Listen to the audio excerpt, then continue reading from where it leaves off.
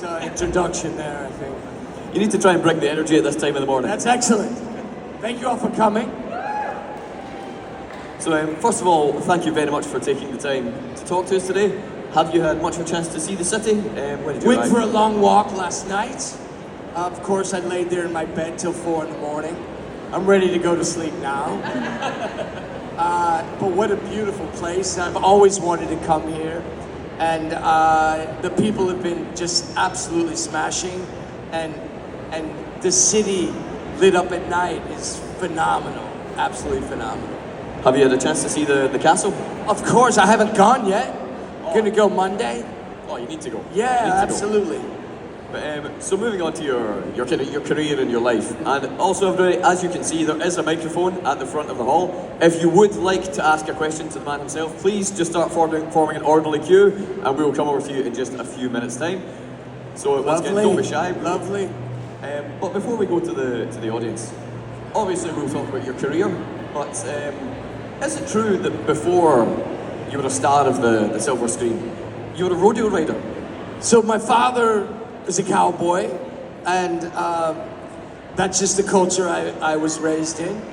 And I live on a ranch today. I have 3 horses and a bit of a farmer, really. You know, drive a tractor and have chickens and that kind of thing. But it keeps me grounded, that lifestyle, and I'm constantly traveling, and you know, Hollywood and I don't really mix completely, you know? I've been so grateful for my career and what I do, but really, I'm sort of a salt of the earth type of person, and I think it helps me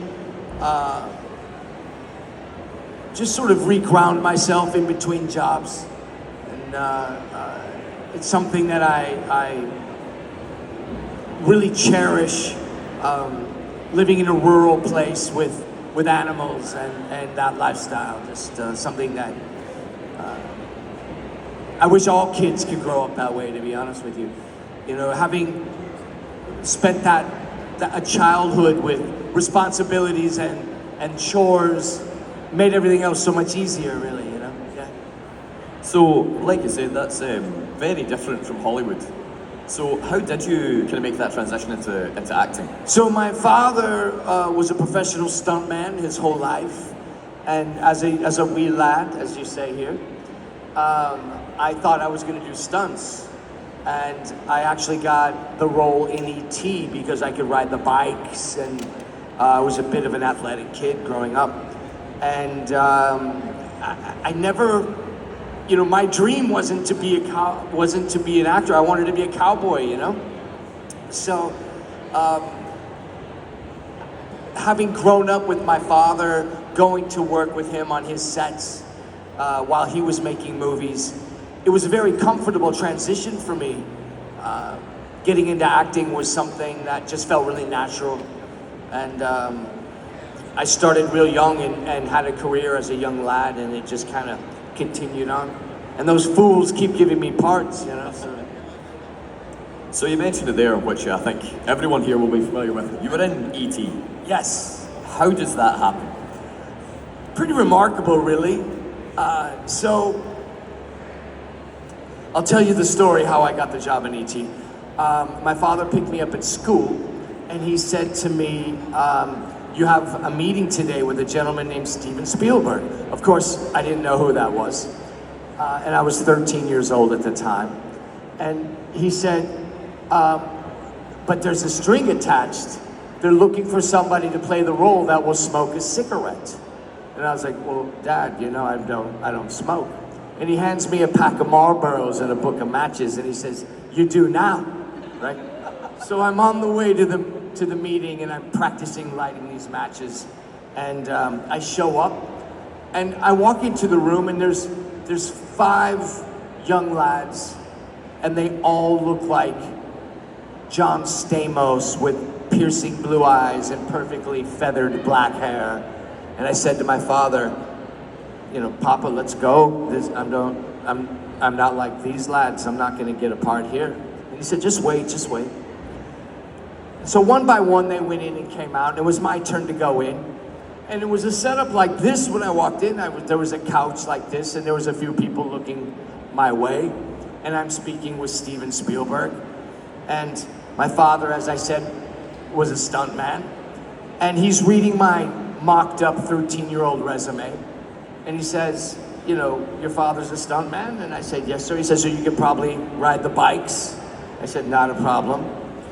And he hands me a page of dialogue to read with him off the cuff, and I read it with him. And he says, that's good. And then he says, how do you feel about smoking a cigarette? Pulled out my rumpled pack of Marlboros and started to strike a match, and he says, okay, kid, you got the part. So then I went on to The Outsiders and smoked all the way through that as well. And the youngsters come up to me all the time and they say, you know, were those real cigarettes? And I said, in 1982, everything was real.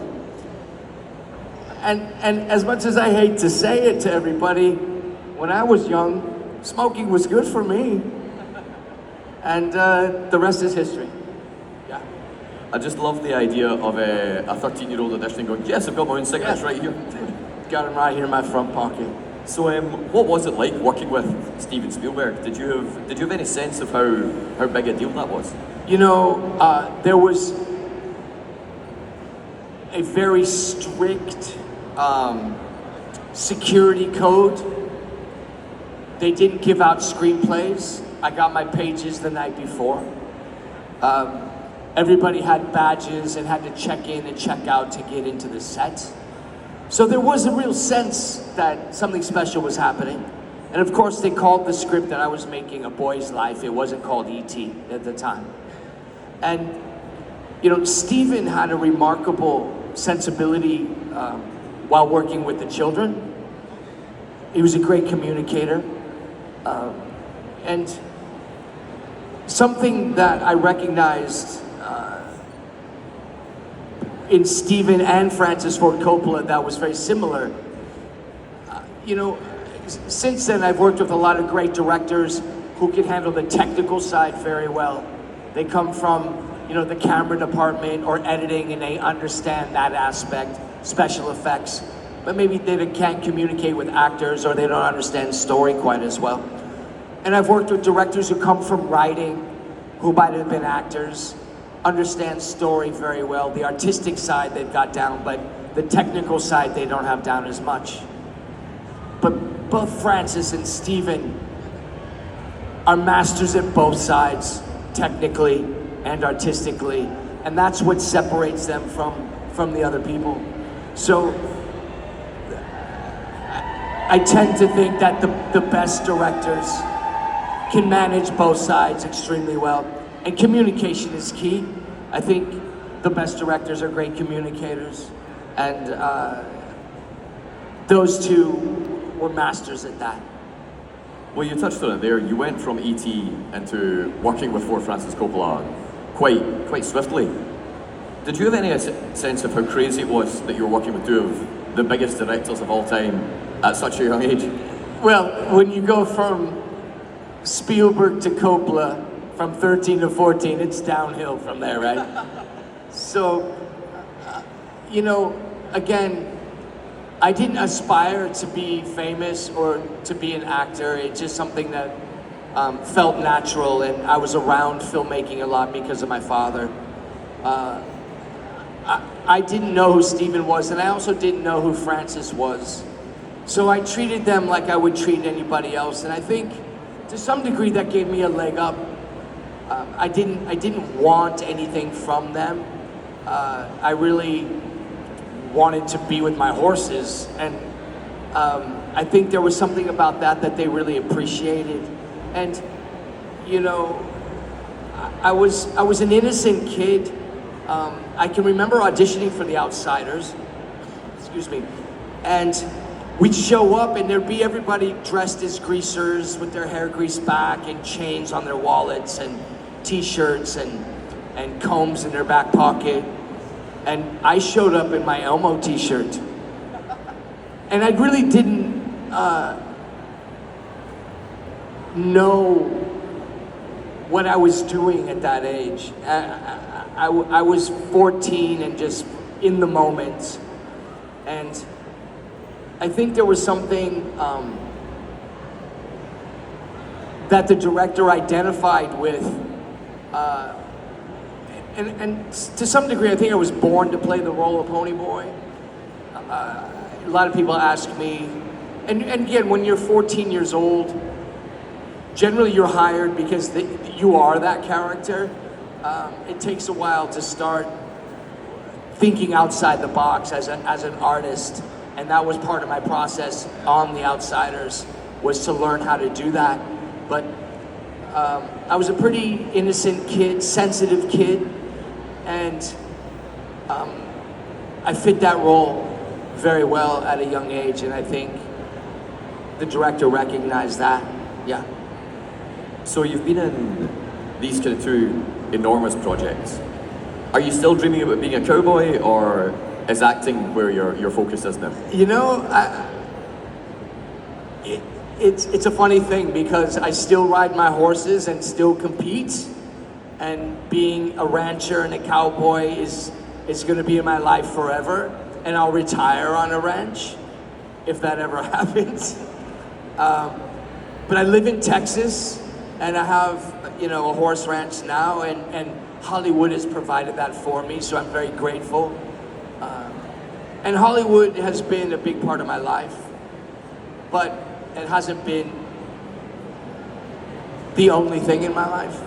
And I think that's given me a balance to be able to be humble and appreciative for other things outside of fame and fortune and the things that don't really matter. You know, the best things in life are free, and connecting with people is something that is really important to me. And I think a lot of actors lose themselves in Hollywood and become a product of their environment, and it's sad to see that for me personally when that happens, because they become a corporation and they lose their own humanity.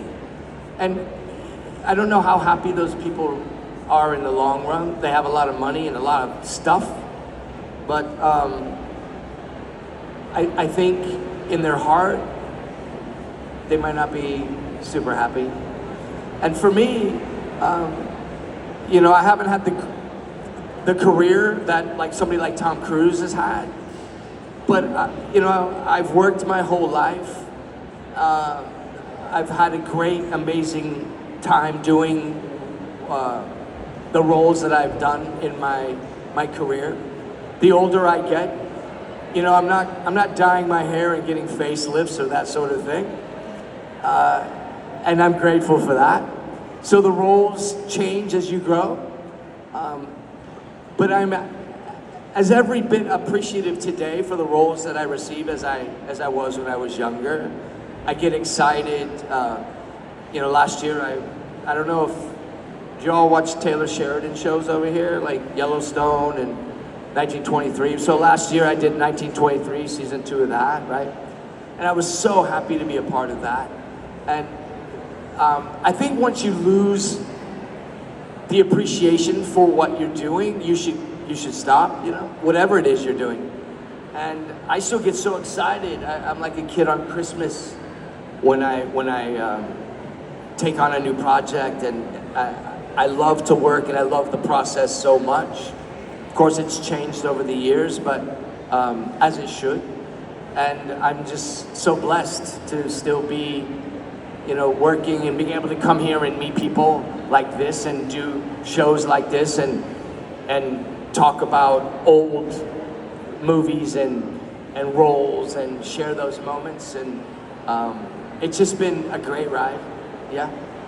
Well, on that note,